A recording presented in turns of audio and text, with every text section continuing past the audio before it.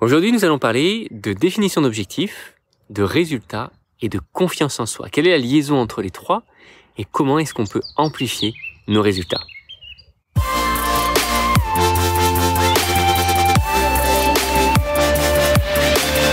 Bonjour à tous. Alors, il y a plusieurs années, un de mes coachs m'a enseigné un triangle qui était je définis des objectifs, ces objectifs m'amènent à un certain résultat en fonction de s'ils étaient ambitieux ou pas, et ce certain résultat me permet de définir fondamentalement le niveau de confiance en soi qu'on va avoir.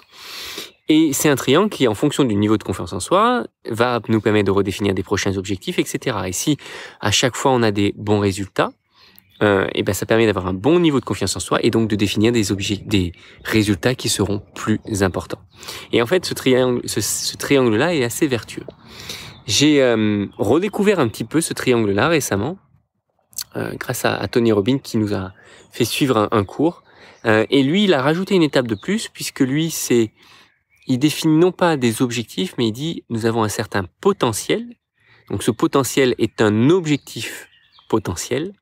Cet objectif potentiel doit être atteint par des actions, donc des actions doivent être clairement définies.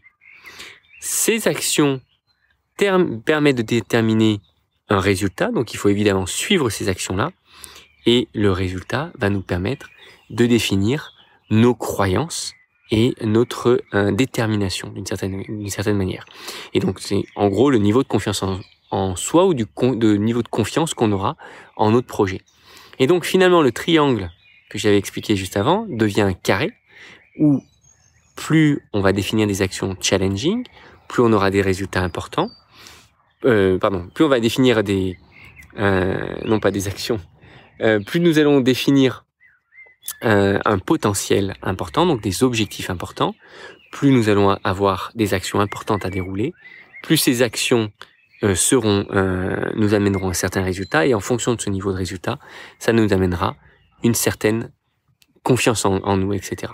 Et c'est vrai que c'est là où si on est trop ambitieux, on peut se retrouver dans un mode où on va avoir le syndrome de l'imposteur, parce que l'on aura visé beaucoup trop haut, et qu'au final, les résultats ne seront pas au niveau de ce que l'on aura visé. Et donc, ça va redescendre au niveau de confiance en soi.